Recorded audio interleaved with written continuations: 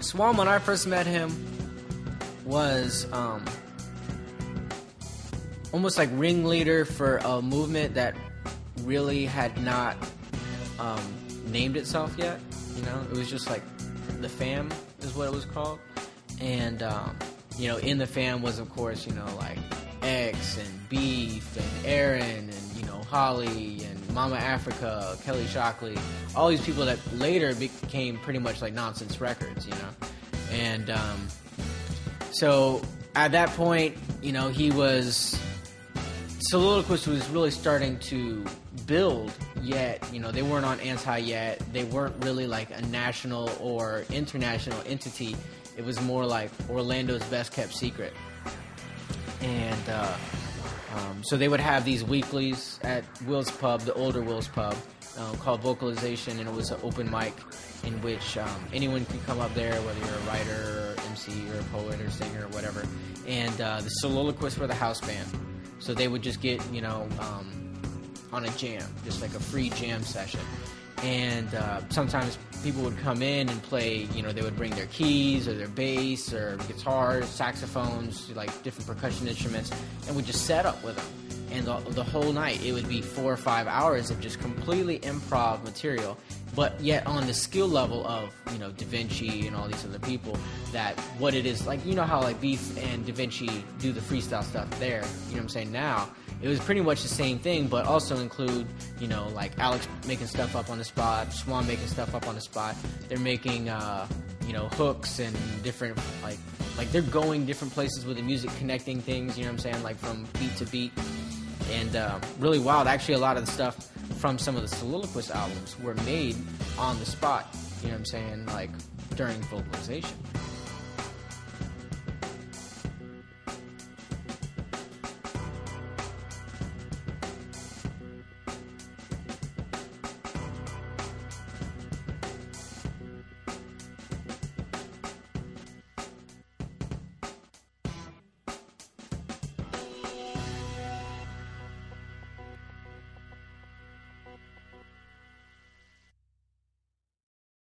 I try to be different and unique, yet at the same time I feel like I'm part of a dinosaur generation. Like, I still, people are like,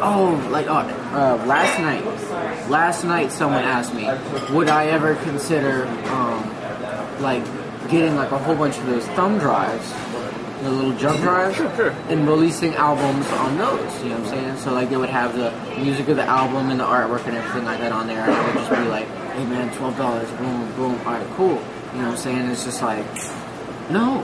Like, you know, I understand like Trent Reznor did that, you know, like as a way to promote the Year Zero album. A couple people have done that.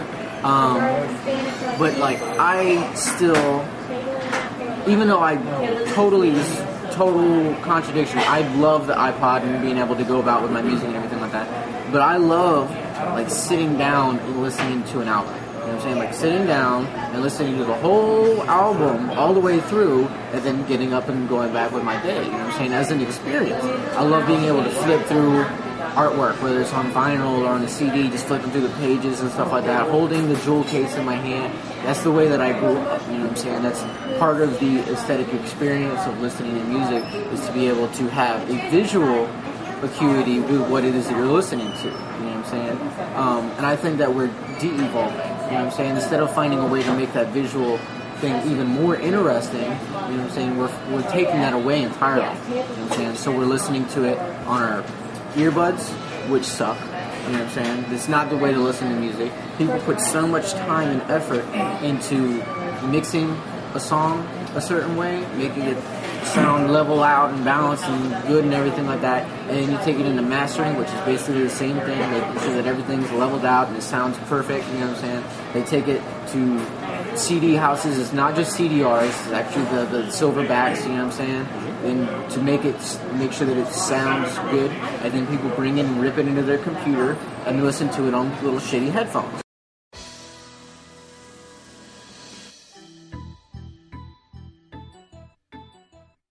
One of the things that really, I think, separated me beyond just like whatever, like I said, potential that might have been there, was the fact that I was I always said yes. You know what I'm saying? Always down. You know, Swam's like, hey man, you want to come over? We can work on some beats, make some songs. I'm there. You know what I'm saying? I'll drive 50 minutes. Boom, I'm there. So as time progressed and, you know, we became roommates and started working more and more and more, it was my willingness to always, like, be down to, you know, to do projects, use his beats, you know, like, build off stuff. And so that really kind of, like, solidified, like, a relationship and a friendship between the two of us, where, like, we were like, all right, cool, well, let's make this, you know, we had the idea for Second Subject Recordings, which at first was a mail order music service in which people would pay an annual fee, which was like $75, not much, and you would get a new album in the mail every month. It would be mailed to you, and it would be of all original brand new music, and we would write and record and mix and print a new album every month.